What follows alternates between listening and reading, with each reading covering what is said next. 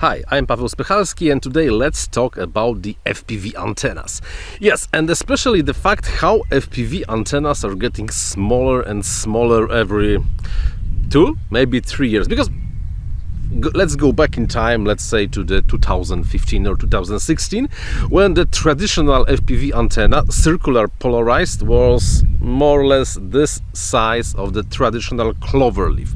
Then somebody shook his head, banged probably against the wall for a few times, read a book about antenna design, and they came up with something smaller, like for example Lumenir Axi or Yachin Uxi, or those Foxeer Lollipops I'm using for the last probably even 2 years. The question is it the limit, this size of the antenna? Is this the limit of the circular polarized FPV 5.8 GHz antenna?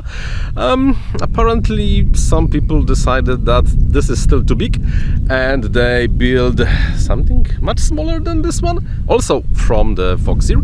So let me get the camera, let me show you what I have over there, and then finally let's find out if the even smaller antenna than this one still works. And yes, they say those are still circular polarized antennas, not the linears.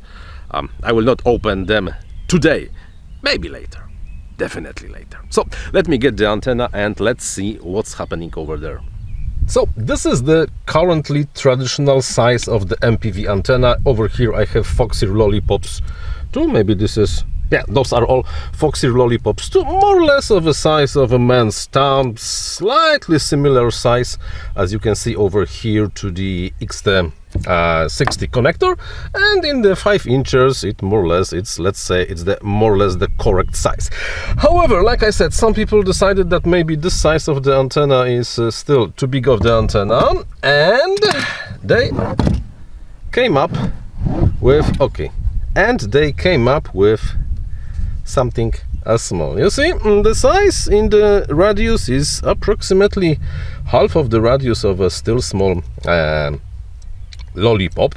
Those, because they are still called lollipops, those are micro lollipops. To be honest, I'm not really 100% sure how you can fit a circular polarized antenna in such a small casing.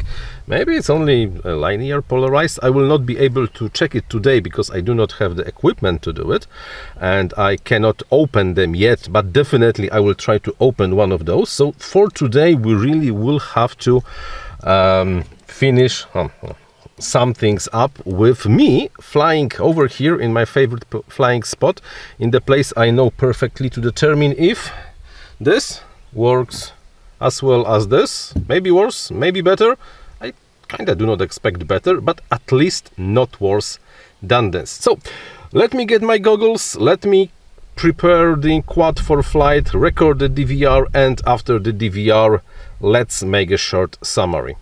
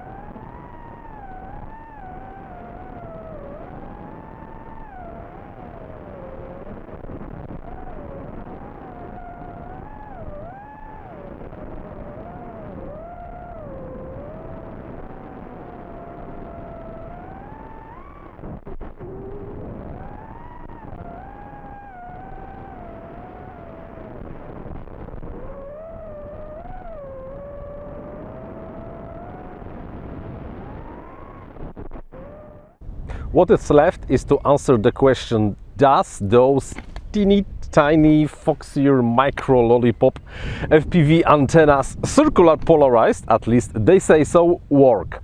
And yeah, looks like they are working just fine. However, I was not able to make a side-by-side comparison because I got those is the SMA and all of my quads are RP SMA, so you cannot really swap. I had to use just a different pigtail and I had only one, so no side-by-side comparison. But because I know this area very well and I know where I can expect which level of the radio signal, and I was using the same 200 milliwatt settings as before, I have to say I was not really able to find any noticeable difference between those micro lollipops and traditional, at least more traditional lollipop second version circularized right hand polarized 5.8 gigahertz antenna. So if regular, at least this is what we call the, no, that's what we call the regular size of the FPV antenna is too big for you, then apparently this is also a valid option and looks like it works just fine, almost out of the box. Bear in mind, I cannot really say anything about the possibility of using those antennas as the long-range FPV. Why?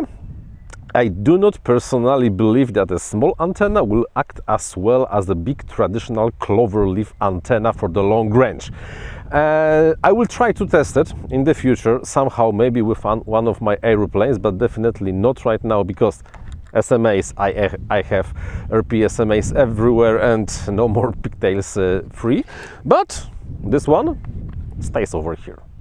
Looks like just I shaved half a gram maybe of a weight without sacrificing any kind of the performance. So kudos Foxeer, apparently this is a good antenna after all. I wish I had a 5.8 gigahertz VSWR emitter. That would be really cool if we could try to see what's the VSWR of those, but this will not happen this time, right? So thank you for watching and until the next one, bye bye.